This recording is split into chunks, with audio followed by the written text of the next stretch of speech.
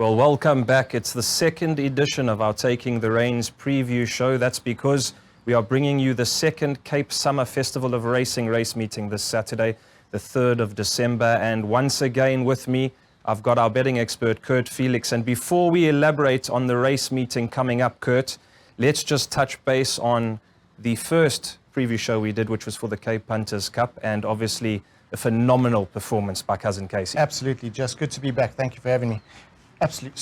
Cousin Casey, super impressive when you won that day, absolutely. I'm going to nail you down now. We want your colours to the mast here. We'll obviously go into more detail when we have our fourth preview show when it comes up to the Hollywood Bets Guineas. But 2 words from you, Cousin Casey or Charles Dickens? Well, the way Charles Dickens won on Sunday, you got to have to say Charles Dickens. I think so. It looks that way, and that's how the market, anti-post market, is opening up. Charles Dickens, very short exercise gallop against some super horses. Cousin Casey, a champion in his own right, and we're going to be building into that race meeting as we go. But before that, we have got a fantastic race card this Saturday. It is the World Sports Betting Cape Fillies Guineas, which without a doubt is the absolute premier fillies classic race for the 3-year-olds in the country. And we have a phenomenal lineup of horses and a great undercard of supporting features. And we're going to get straight into the business end of things. We're going to go through the group races, and then we'll touch on 1 or 2 other bets we found out in the card. But the opening group event is race 5, which is the Drockenstein Stud Cape Summer Stayers. It's a Group 3 over 2,500 meters. And Kurt, we've got here once again a theme that we see recurring throughout these staying races, which is your well-handicapped so-called younger horses. They're inevitably 4 or 5 once you get to the staying divisions, but horses like the Futurist Bride, etc., with their low weights. And then you've got Baratheon, Rex Union, etc., that are proven horses. They've had a couple of seasons in these divisions. And where are you going with this particular race? Very competitive stayers race, as always in these Cape Stayers races, but you're going to make excuses for a few of them. Baratheon last time had the run of the race, and if he gets the run of the race again, you've got to have big chances with him. A horse like Rex Union, he's a class package in the race. He's bumped a lot stronger as you see when he was in Durban. But for me, Blackthorn's got to be my first pick in the race. He's a proven stayer. He's got the top jock in Gavin Arena. In my opinion, the 3-2 was a bit too far for him. 2-5 seems like his optimal trip, and he's probably going to be my first choice in the race. Yeah, Kurt, I think, Blackthorn, obviously, I mean, he's probably the most talented of the stayers in the race. He's gone a little bit off his form, and a bit concerning that quite recently he got beat by quite a distance to Aramugam, who's obviously now with Wayo and is doing really well. But I think Rex Union, interesting. I mean, if you look at that run behind Shangani in the Gold Cup, I mean, he was obviously quite a distance under sufferance there. He went from an 86 to 105. But his first run back was a pretty decent one. And as you alluded to there, they went a pretty slow pace, and he wasn't prominent like Baratheon was. So a good run from him. And then obviously the future is bright. And a very easy winner last time, with all due respect to the opposition, as we were talking about earlier. Yeah. Over to You was in second, and I think the horse in third also won a classified stakes race before, and major step up in class, but obviously 52 kilos and an improving son of Futura. He's got to have a chance as well. Got to have a chance. Carried 52.5 kilos, like you say. But, all he could do last time was win, and he won super impressively. Yeah, that's correct. But I think in terms of exotic bets, we're going to go pretty wide. Have to go very wide.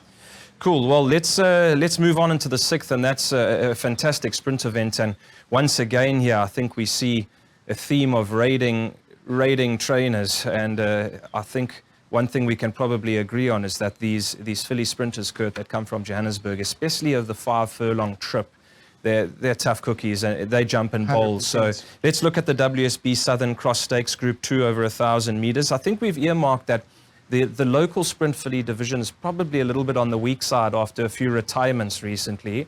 100%. And I wouldn't say there's too many 5-furlong 1,000-meter specialists in this event either from the Cape Town fillies. Yeah, and that's why I think you've got to look at a horse like Bella Chico, you'll touch on. I think she's probably your first selection here, and she's got to be a leading light for the race, along with Ep2, who's Mark de Cock's horse for Team Hollywood, and obviously Princess Color as well.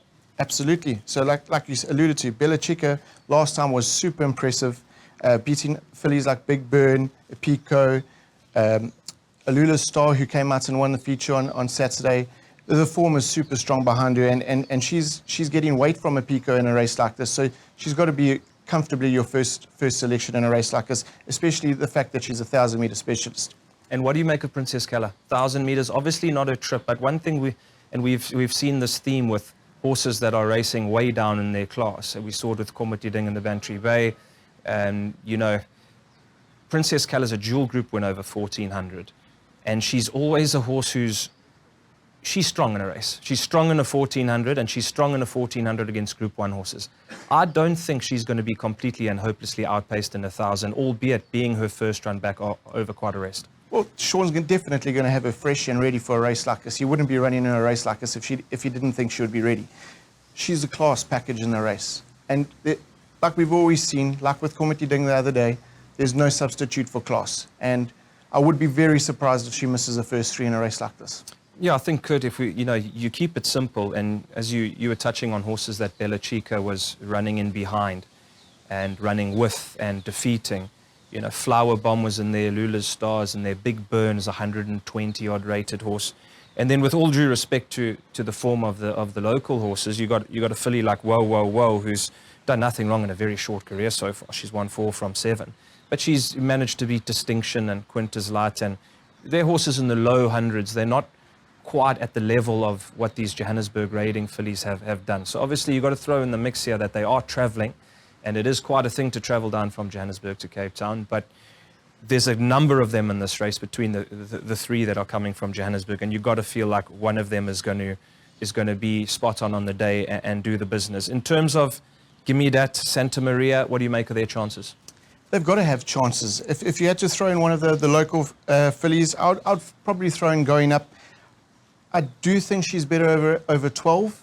But she can be switched off if the pace is hot early on. I do think she'll be running on at them. I don't think her last run was as good as everybody thought she would have been, but I do think she is better than a lot of the other fillies in the race. Well, let's touch on while we are speaking about raiders, because obviously they're prevalent in this particular event. Earlier on in the race card, we've identified 2 horses we think are the best bets on the card. Race 1, the Fortune Runner, Black Egret, comes from a very good form line, and it looks like the local competition's form is not as good. What do you make of that horse? Just like you alluded to, the form of Black Egret is unbelievable. I mean, I think there's been 4 winners out of that form line already. He's a big, strapping individual. You got the booking of Aldo de Meyer. The Fortune stable aren't going to be bringing down just anything down to Cape Town, so you've got to respect what they bring down. He's got to be very, very hard to beat. There's only one danger, in my opinion, and that's from the Lucinda Woodruff stable, Cafe Culture. He was very green on debut, and I think he'll come on plenty, but that form of that Black Egret run is just far too strong, in my opinion, and I think he's going to be very, very hard to beat.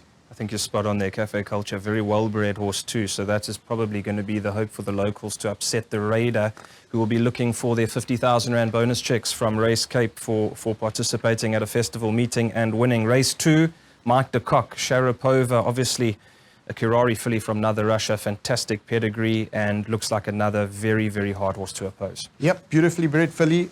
She was very green on debut, a bit keen early on in the race, and she was beaten by a Sable Companion, which there was money for on that occasion too. So, in my opinion, it was just race experience that beat her. If she wasn't as green, she probably would have won the race. So, again, here we see another raider, another very well-bred filly that will be very hard to beat, in my opinion. Yeah, correct. And I think we're looking at local opposition on board, number 7 and second to Charlie Malone. The form is not quite there. No. And 10 Global Strongsters had a few chances. She ran very, very well and above expectation first time out here in Cape Town, and she will improve a little bit. But I think Sharapova probably just got a little bit too much class. So look for the Raiders strong on Saturday, especially in the opening events in the maiden plates. And that is a wrap-up on our first segment.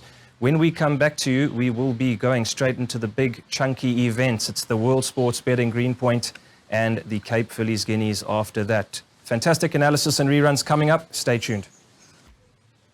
7th race is none other than the World Sports Betting Greenpoint Stakes.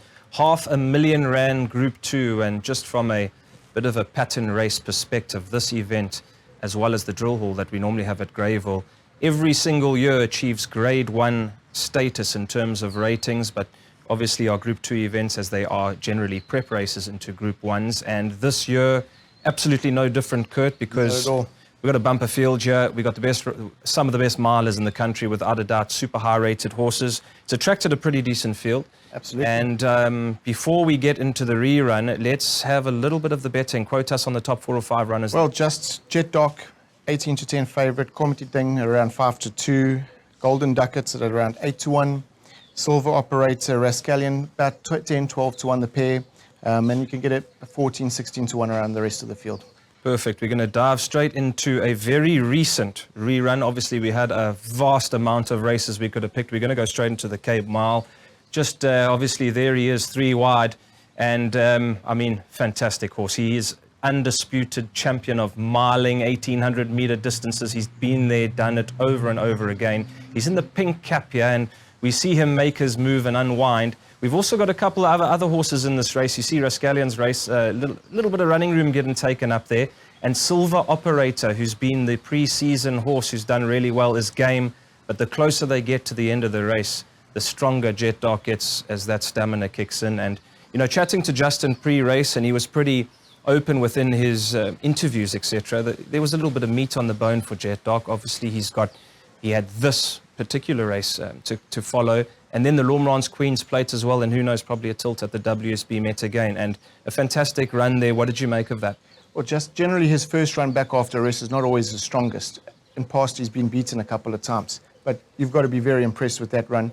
Like you said, Richard had him wide, kept him out of trouble, clean run, and all he could do is win. Yeah, and you've got to expect him to tighten up a little bit here. And I think he's going to need that, because he's going to face a slightly tougher opponent today. And we're going to look at the rerun here of Cormet Diding in the Bantry Bay Stakes, 6 Group 1 winners in this sprint. And just look at him in the blue and the red. I mean, he's sitting last at the moment. He's obviously having a run, bearing in mind he's got 3 or 4 tough events to follow. And you'll see Gavin Lorena right at the back of the field, and watch the swooping move through the inside. Front horses get a little bit away from him, but the moment he sees clear room, he gets a couple of slaps down the shoulder. Here he looks like he's not going to run a place. Clear room opens up. Gavin Lorena gives him the signal, couple of backhands, and watch him take off in a race, obviously painfully too short for him in a 1200. In fact, a stride or 2 more, and he gets the better of Sergey. What a fantastic run. I think that shows you his well-being going into this event. One thing I will say, obviously, with Cormet Diding and Jet Dark, they have renewed rivalry on multiple occasions. I think we can pretty much say, and that's why the betting has gone the way it's betting, that it's gone the way it has. And I think Jet Dark, we can probably say, especially over a mile, is a better horse than Cormet Diding. When you look at their history of how they've taken each other on, there's not a lot in it. There's half a length, there's 3/4 of a length maybe, but especially over a mile, Jet Dark has had his measure historically. And do you think there's a chance he can turn the tables? Tough one. Has to be a tough one, but you've got to be impressed with that prep run. I mean, he had no chance, like you say, 200 out, bobbing and weaving through horses, and he was closing in a hand over fist. And in my opinion, he's had the better prep, or the fresher prep, if you would. Maybe they've got the mile in mind. Maybe this is a race that they want to win this time. Maybe they can beat him over a mile this time. So yeah, possibly.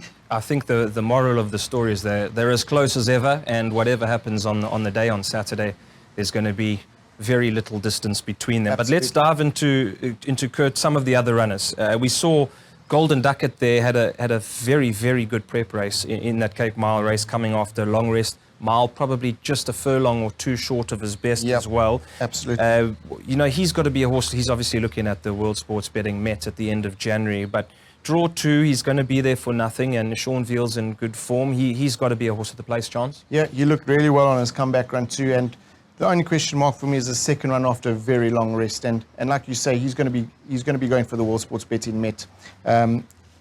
So that for me is probably just another prep run for him.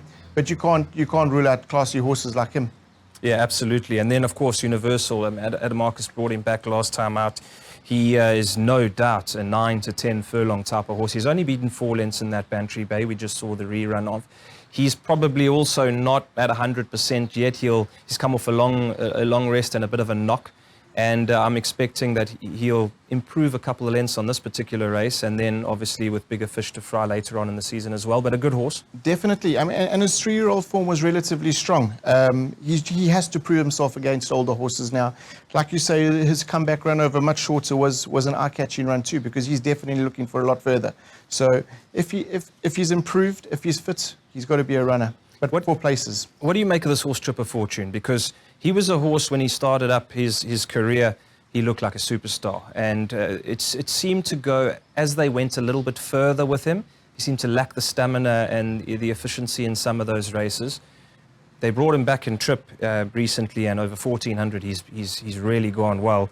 1,200 last time, maybe that's just a touch sharp, but obviously had to give away buckets of weight to the entire field and ran a very good race, only a length back. He's 119, so we're talking about a proper weight for age Group 1 level horse. He's taking on Jet Dark and Co, who are obviously significantly higher. Back to the 1,600 now. What do you make of him? I don't give him much of a chance, just. I make him a 7-furlong specialist. 1,400 meters is his chop. Last time, I think the weight just got to him. He was giving horses plenty weight all around, and that's probably what just got to him. If he was on level weights with some of the other horses like Sergey, he was only beaten a length by Sergey, but giving him 4 kgs.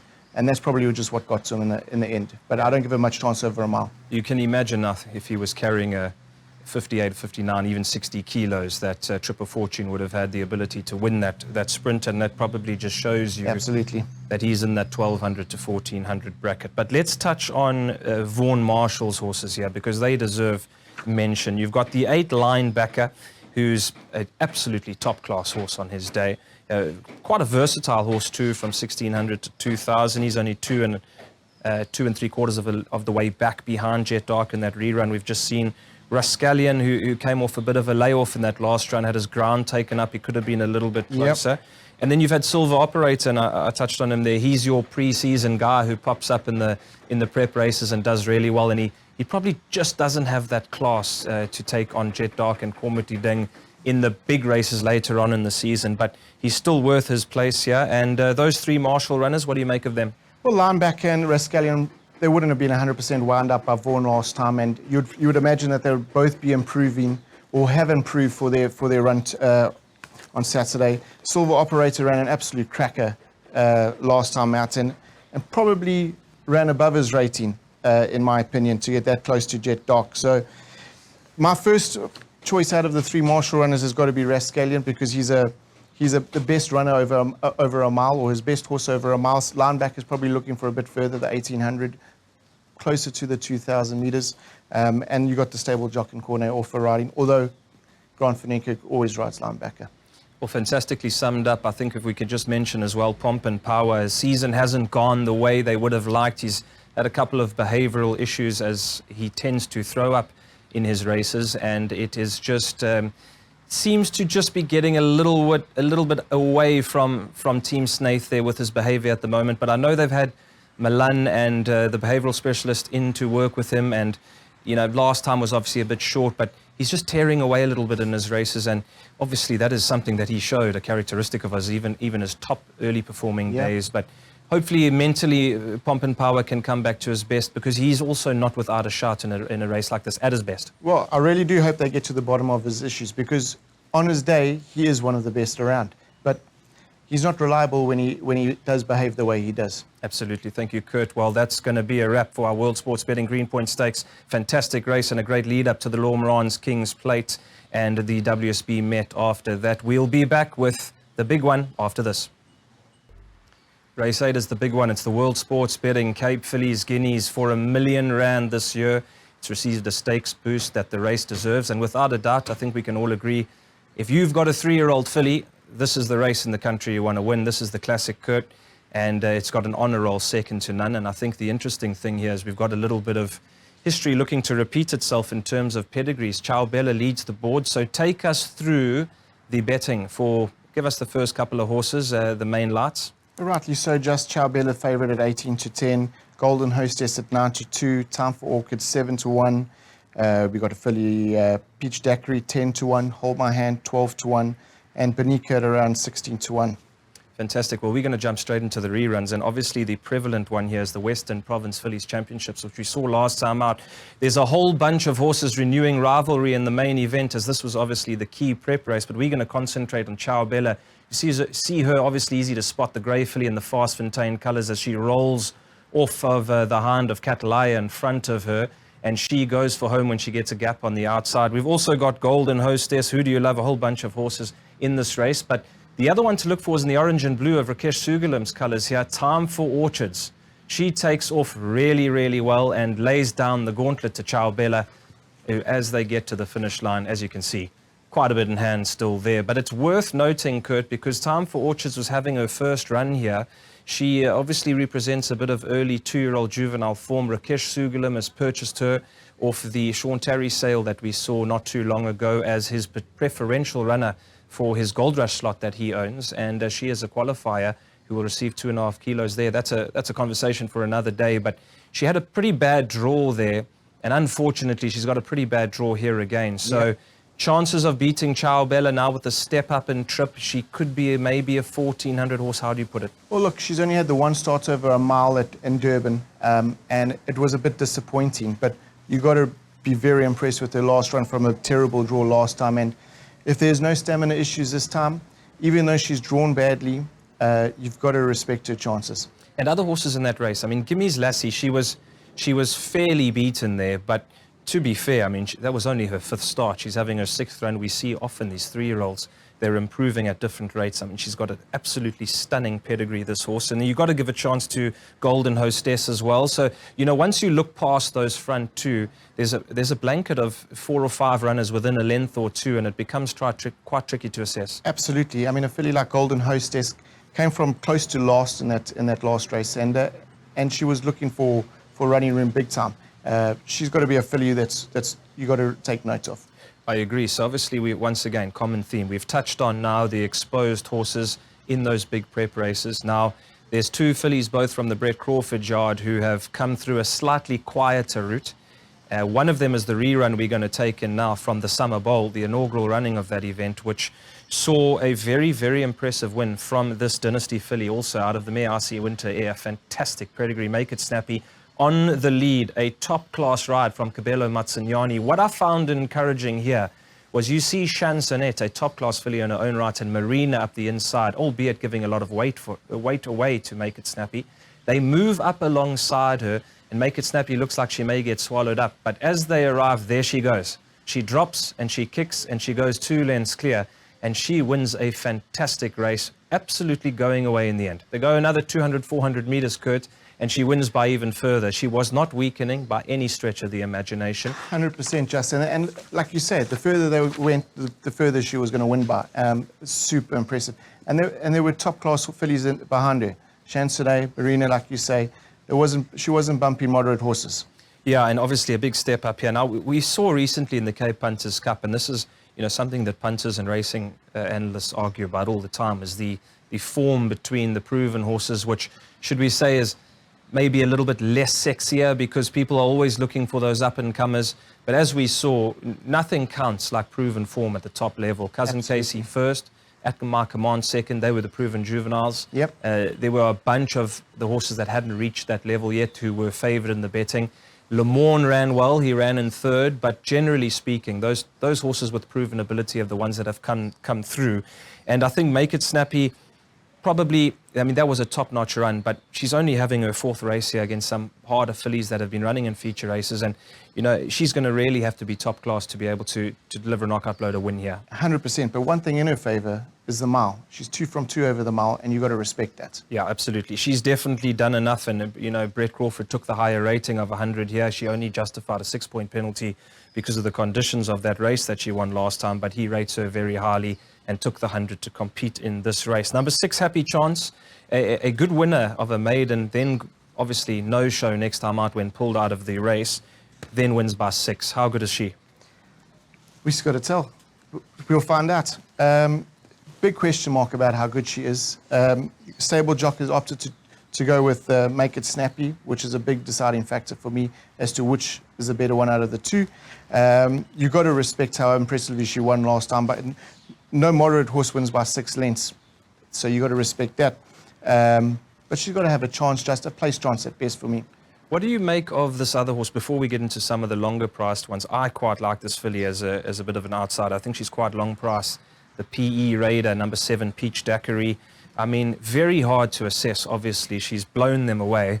And, you know, that filly that she beat by 5 last time, Ikoria, she's no slouch. She can run a little bit. She's by Vercingetrix out of a Kirari mare, which is the same cross as Shanzanate, who won this particular race last year. Yep. Hard to assess, but she's got to be worth a big shout here. Well, first time bumping classy fillies now, in my opinion. Although she bumped Ikoria, who's Group 1 placed, you've got to respect her. She's done nothing wrong in PE, and the way she won last time just blew a lot of people away. She's got to be one to watch in a race like this. Although she's not that big price, she's at 12 to 1. Yeah. Well, let's go through some other runners, some local competitors. As we touched on, if you take away Ciao Bella and Time for Orchards on that run, it really becomes exceptionally open. And a couple of horses in here do have really good form and are worth their spots in the race. Let's touch with the number 1 who's jumping from pole position, and that's Bonica. So, Kurt, this horse, funny enough, has run against Ciao Bella twice and has beaten her on both occasions.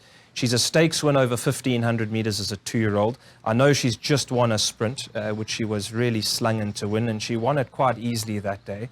So going back up to the mile after having a 1,200 10 days ago, probably not the worst of things, and she's a really, really tough filly. I mean, she's had a whole bunch of racing. Yep. She was running in the 800-meter races as a 2-year-old, and she's really, you know, she's trained on and to be a fairly good filly worthy of her spot here. I think we can say it without being too mean, I suppose. She's probably 2 or 3 lengths inferior to the top horses in the race.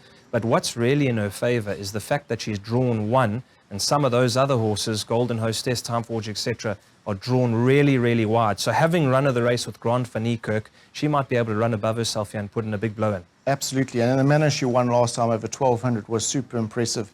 And look, just her only start over 1,500 was a feature race, and she won well, and in testing conditions too. So there shouldn't be an issue with whether she stays the mile or not.